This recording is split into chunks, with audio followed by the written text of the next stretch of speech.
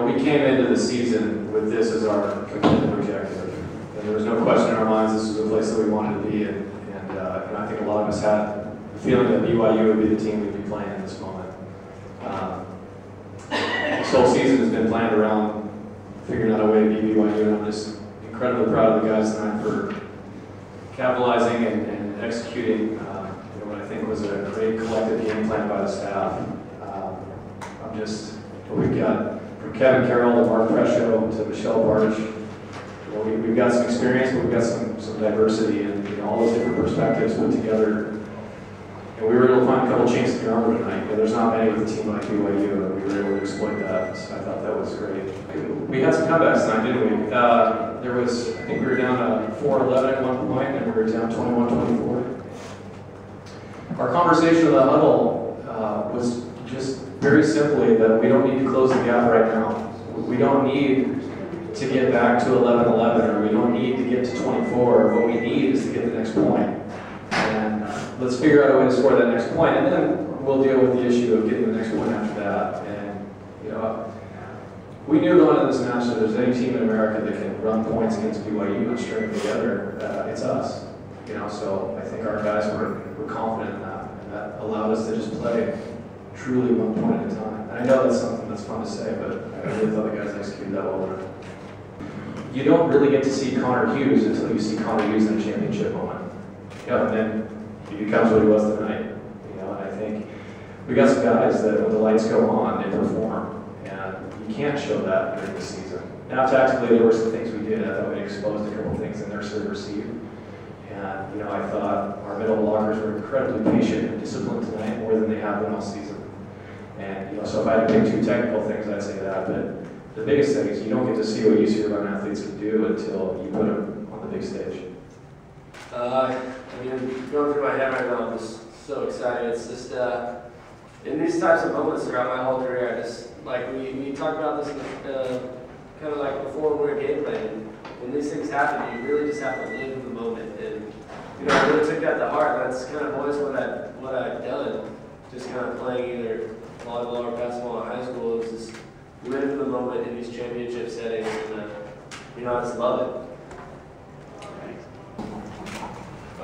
We've been there before, and I knew that feeling. And for me, it didn't feel like last year because I felt like I'd seen it before. So I felt along with the boys in control. Because when we was 25-24, it certainly didn't feel like national championship point. It just felt like any other point in the game. So for me, it was just. This is something I tell the boys before every game. This game is just like any other game. So, for me, we had a great game plan and felt like we executed it well. Can you talk about the last point? Wow, it was great. We stepped out there. I looked right in Zack's eyes, and we had a sense of confidence that it was going to happen. And I never had a fleeting sense that we were going to lose at all.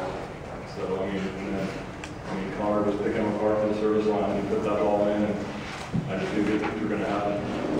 At that time, I wasn't even looking at the scoreboard. I was just focusing on, all right, who's serving, what do I need to do, what do we need to do in our game plan, how do I need to execute it, and thinking about all those different aspects helped to kind of take your mind off of what the actual score is. And I think that's the best way to attack the game is just to play that point-to-point style like we always talk about it.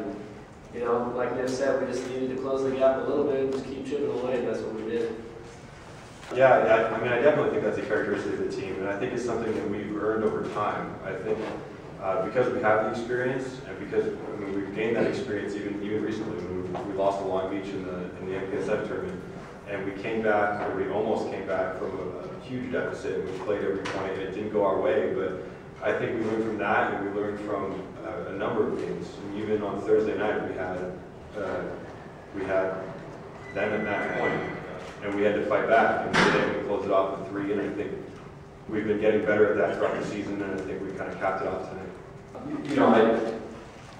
a rookie at this, so I don't know what it means for the university, but I think it speaks a lot for me as an alum to the character and the quality of person we have at the university and how we fight. I think in a lot of ways, Cicero used to talk about UC Irvine as the sleeping giant because it is still this kind of hidden gem in Orange County. you know, it being, you know, all those taglines that you hear about, you know, the UC, the OC, or you know, whatever it is. But we're a very special institution that still flies under the radar in probably every facet, be it athletics or academics.